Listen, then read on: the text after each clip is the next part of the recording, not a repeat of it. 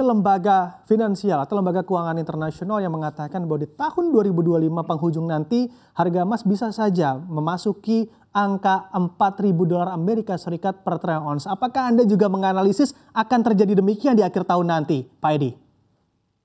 Kalau kami lihat di awal tahun kita masih memprediksi sekitar 3.000 dan ada beberapa pengamat yang menyatakan bisa sampai 3.500 dan itu kejadian per kemarin itu menyentuh 3.500 per ounce.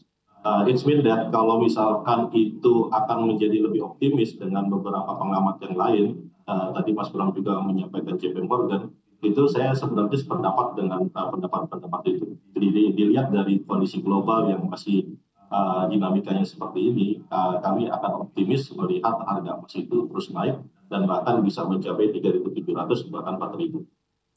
Oke, dengan volatilitas global yang juga meningkat ini seraya berbanding lurus dengan penguatan harga emas global yang terjadi begitu. Apakah dengan Anda melihat bahwa di akhir tahun nanti, di akhir tahun 2025 ini harga emas juga masih mampu untuk menguat, ini juga dapat diartikan bahwa memang volatilitas akan terus terjadi sepanjang tahun ini, Pak Edi?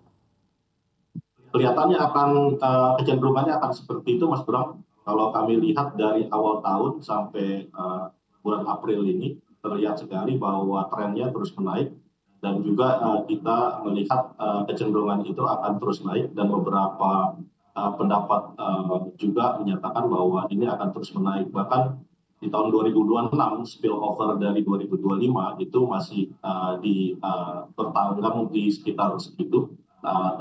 Harganya sekitar di atas 3.700 bahkan 4.000.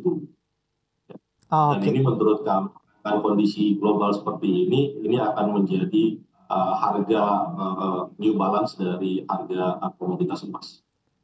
Oke, kami juga ingin mengetahui dari point of view Anda lagi, Pak Edi, apakah memang kondisi seperti ini dengan penguatan harga emas yang sangat-sangat signifikan begitu beberapa waktu terakhir ini sebetulnya sudah Anda lihat pada waktu sebelumnya terkait kondisi yang terjadi pada hari ini?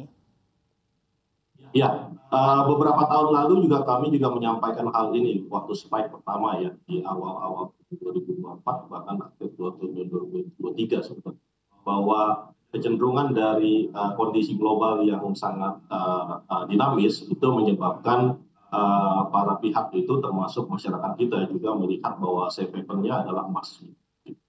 Nah itu juga kita lihat dari kecenderungan kalau kita bicara secara geopolitik, kalau misalkan saya bicara dari sisi Lemhanas itu melihat bahwa memang kecenderungan geopolitik dunia itu semakin dinamis, yang tadi Mas Bram sampaikan bahwa ada kecenderungan antara China dan Amerika, kemudian juga kita tahu bahwa dinamika tersebut terus menerus gitu. Ini menyebabkan para pihak juga memilih emas untuk menjadi safe haven.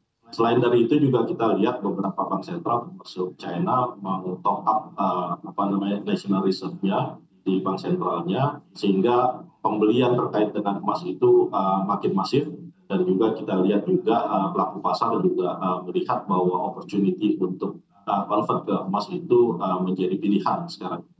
Itu menyebabkan demand yang cukup besar dari sisi emas dunia. Dan kalau kita lihat untuk percepatan peningkatan produksi emas dalam hal ini tidak mudah sebenarnya.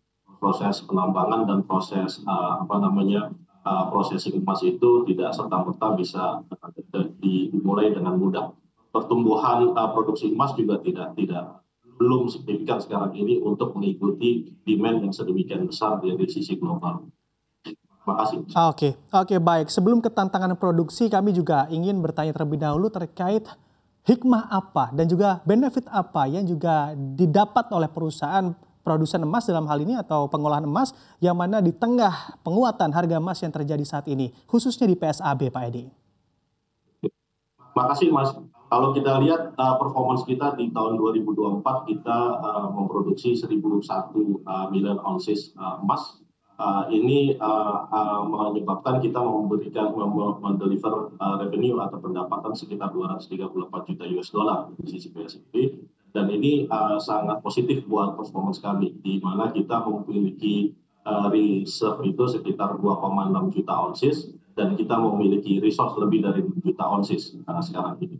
Jadi kalau untuk performance kinerja PSAB sangat baik, dengan kondisi harga emas yang terus meningkat, dan juga kita melihat bahwa ini opportunity kita sebenarnya, opportunity kita untuk bagaimana kita menjalankan ESG dengan baik.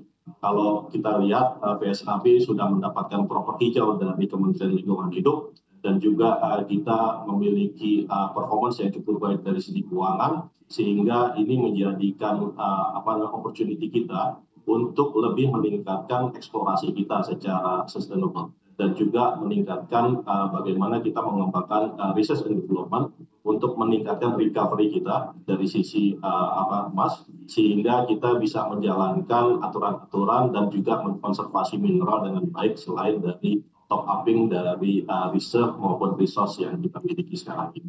Ini menjadi opportunity besar buat kami untuk growth. Terima kasih. Oke. Sebenarnya tantangan-tantangan apa yang juga tercipta di balik peluang yang cukup baik saat ini, khususnya dari tantangan produksi di tengah demand yang cukup besar begitu ya pada saat ini, Pak Edi? Oke, kalau di kita sebenarnya kita memiliki produksi dengan proses heat bleaching. Jadi ini proses yang closed circuit yang ini kita kembangkan dari awal tahun 2011 kita kembangkan, dan ini menjadi dulu kita pioneer untuk melakukan pengembangan proses ini untuk swasta nasional Indonesia. Kemudian dari proses ini kita melihat bahwa ini adalah processing yang paling low cost dan juga environment friendly sebenarnya.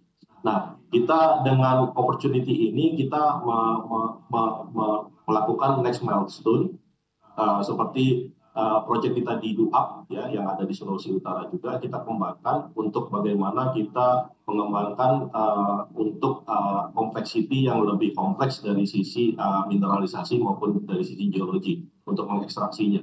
Sehingga kita mengembangkan beberapa teknologi baru ya, yang kita kembangkan, yaitu POX gitu ya.